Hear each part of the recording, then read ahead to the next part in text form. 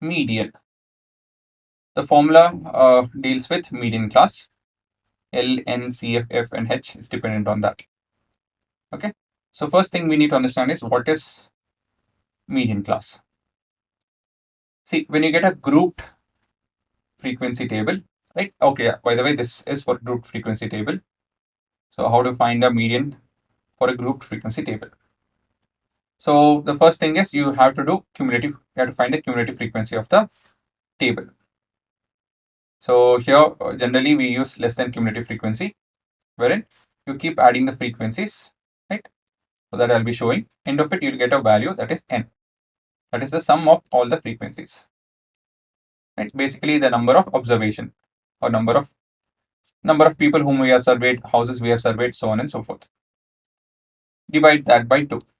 The value that we get, right? The value that we get, we have to search where that value falls in. Right? The middle value, where does it fall in? That, say this is the class that it will fall in.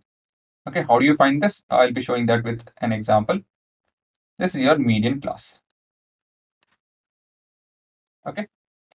So now let's go back to your L, N, C, F, and H. L stands for lower limit of the median class. This is your L.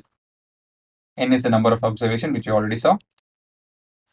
CF is the cumulative frequency of the preceding class of the median class. So this is the value. F is your frequency of the median class, and H is the class size.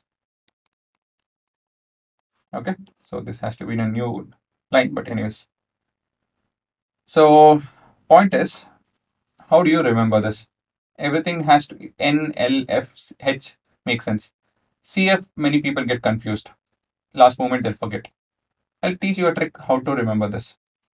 This particular value has to be positive because your median has to be more than the lower limit of the median class. It has to be a number between them. So it has to be positive. It has to be more than L. So how can this be more than L? Well, this cannot be negative. This cannot be negative per se. N by 2 minus CF should be positive. For that to happen, right? For this to be positive, N by 2 has to be greater than CF. If I happen to take this CF, this condition will not be satisfied. If I take the cumulative frequency of the median class, this condition will not be satisfied. That is, you'll get a negative answer over here. And you'll get a value of median which is not within the median class. It will be previous class's value. So the best way to remember is this entire thing, right, has to be positive. For that, N by 2 has to be more than CF. So remember that CF will come from the previous class's cumulative frequency. Right? This is a way to see to that you don't forget it.